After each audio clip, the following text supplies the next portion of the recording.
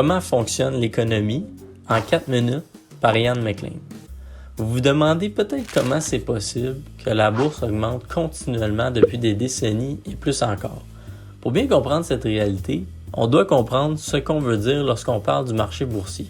Le marché boursier, c'est essentiellement un portefeuille boursier comme le Dow Jones qui est investi à travers tous les secteurs de l'économie.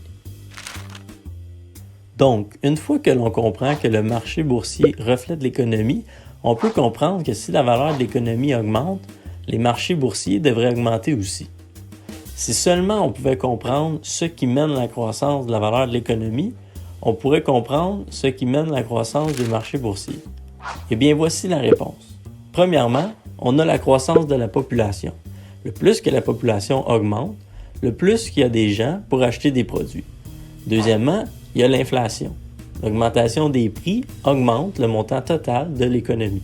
Et troisièmement, il y a la productivité ou la quantité de biens et services que l'on peut produire pour une même personne. On représente cette dernière par la croissance du PIB réel. Récapitulons. La croissance de l'économie provient de population, inflation, productivité. Prenons un exemple à petite échelle qui démontre bien le fonctionnement. Un magasin Costco. La valeur en dollars d'un seul magasin peut augmenter de 3 façons. 1. La croissance de la population de gens qui visitent le magasin. 2. L'augmentation des prix dans le magasin, autrement dit l'inflation. Et 3. L'augmentation de la productivité, par exemple en diminuant le nombre d'employés requis pour faire rouler le magasin de 250 employés à 240 employés.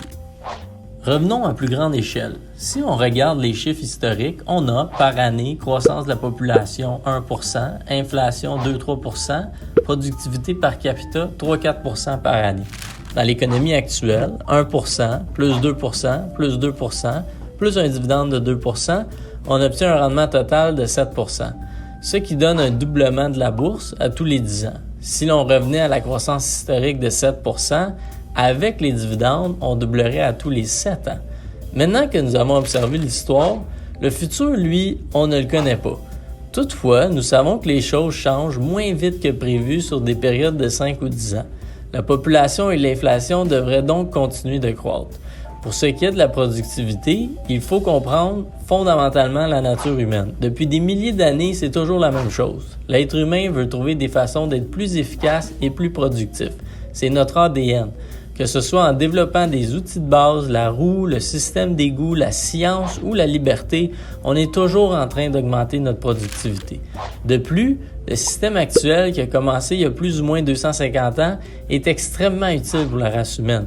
La démocratie et la liberté nous ont permis d'atteindre un niveau d'innovation humaine plus élevé que jamais. Il y a donc raison de penser que la productivité humaine va continuer d'augmenter. Voici le marché boursier depuis 1875. Ça monte continuellement et maintenant on sait pourquoi. À quoi s'attendre pour le futur? Avec un scénario réaliste, on peut s'attendre à ce que le S&P 500 soit au moins à 8 000 $ dans 20 ans.